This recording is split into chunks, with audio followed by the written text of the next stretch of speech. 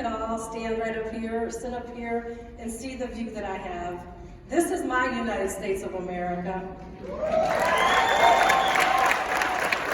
I'm looking through here, and we've come together, no matter what we look like, no matter who we love, no matter how we worship, no matter where we work, where we live, how we play. So here we go. Collectively today, we are doing what I refer to as disrupting unhelpful social narratives.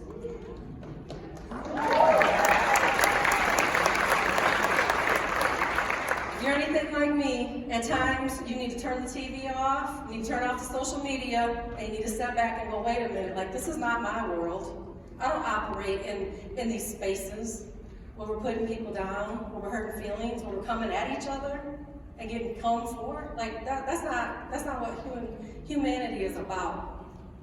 So thank you for being here and learning more about disrupting unhelpful social narratives. And those are rooted in the messages that we received ever since we were wee tiny little babies. And those messages revolve around who can and who can't, who should and who shouldn't, and who ought and who ought not. So take a moment and think about some unhelpful social narratives that have been applied to you, or to the young people that you work with, the families that you work with, the community that you live in, the personal and social identities that you have. And sit with that for just a moment. I'm pretty sure after these last 2 years, we're all ready to show up as our authentic selves. Anybody else ready for that? Anybody else tired of code switching and having to not be yourself when you go somewhere? Hey, I am too. That's why I wore this. I hear there's some California folks in the house. Everybody's cool, coming out of Oakland, California, nonprofit organization. They're doing some great work. I'm from Michigan, and I see my people here. As a multiracial, multicultural, multi-ethnic person and member of our human family, unhelpful social narratives were waiting for me before I was even conceived. I come from ancestors who were stolen from their land. I come from ancestors who had their land stolen. I come from ancestors who did that stealing. And I come from ancestors who pushed back on all of that. A lot to reconcile sometimes, but I managed to make it work. I'm here. I'm still here. In spite of all of that, you're all still here. We got this. So some helpful social narratives that were waiting for me before I got here. When my white mother started dating my black and indigenous father, my white grandparents' church asked them to leave the church because of that. What did they do? They dipped and found a new church. Can I get an amen? When my parents went to get married at the courthouse, a federal judge, illegally at the time, refused to marry them because of what they looked like. What'd they do?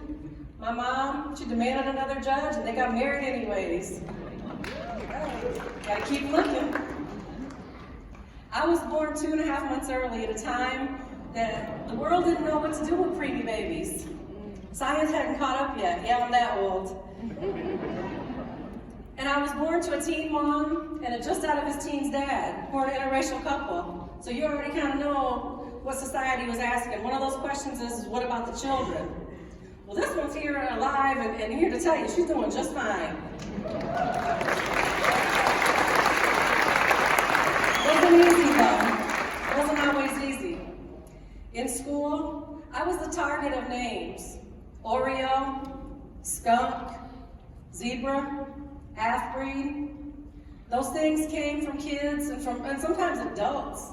I even had those references in professional settings. What did I do? Many times I removed myself from the situation and said, you know what, I gotta be around a better caliber of people. I knew that even as a kid. Sometimes, and some of you will appreciate this, I removed my earrings.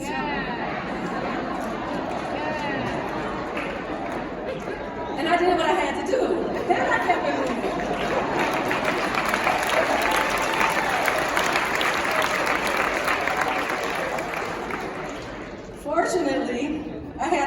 school-time folks and educators who taught me some better ways. So Miss Marcy didn't get herself kicked out of programming or sitting in a naughty room more than she needed to. When I was in graduate school, I was working in an out-of-school time program, and I sustained a traumatic brain injury while at work.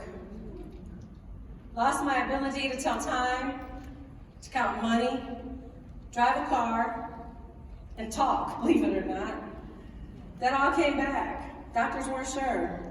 But I pushed through it because I had pushed through so many other things that were stacked against me before I was even born, that I had the determination, and more importantly, the people around me who were there holding space and extending grace, letting me know that one foot in front of the other, one moment at a time, 1 hour at a time, 1 day at a time, 1 week at a time, 1 month. Many of those people were my colleagues in the out-of-school time sector. Many of them were family, friends, people who had been on my journey and stayed with me through that. Without folks like you, who are back in my hometown, I probably wouldn't be here.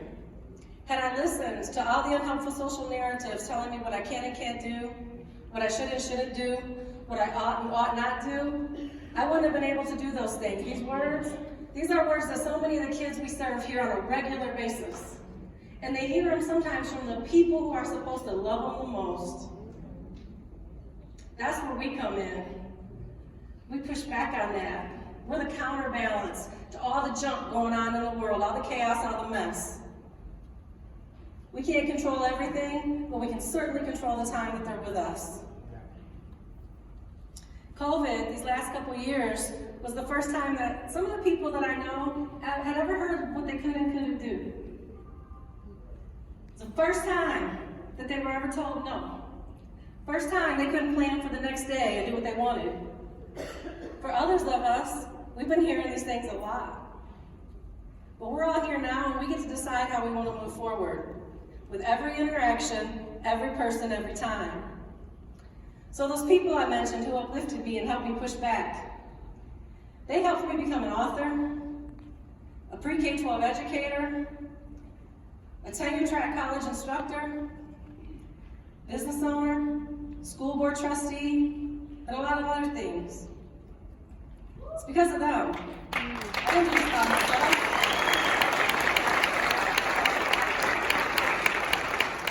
So your young people who are pulling out their earrings right now, just hang with them. Whatever that is that says I'm taking these earrings out, that's what's going to get them through all that junk that's out there waiting on them. They're not going to tolerate it. They're going to have something inside of them that says, you know what, this is hard, but I can do this. Because the people in my circle believe I can. Next slide. So these are the words that we're going to want to hear. We're going to disrupt. We're going to provoke, invoke, and evoke all the good things the kids need to be exposed to. Because when we do better, we all do better. It's a quote from the late Senator Wellstone.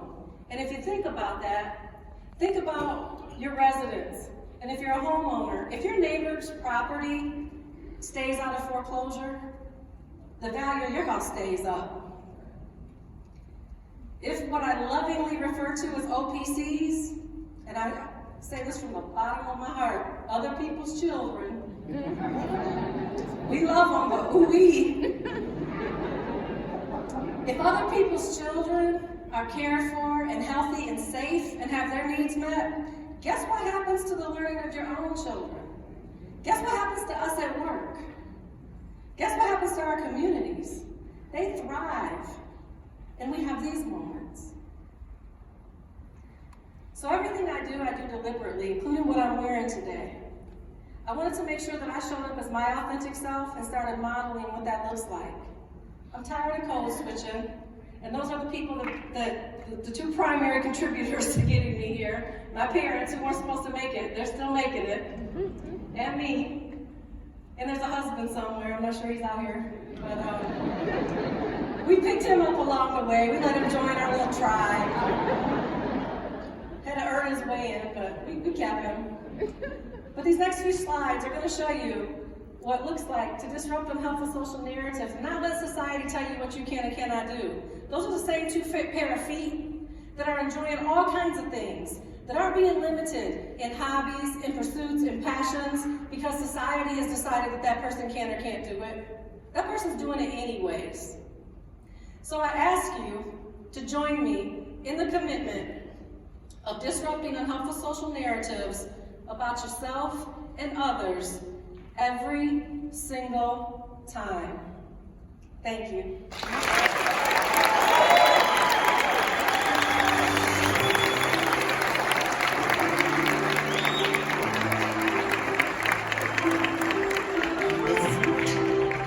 Let's give it up once again for Kurt and Marcy. Powerful stories.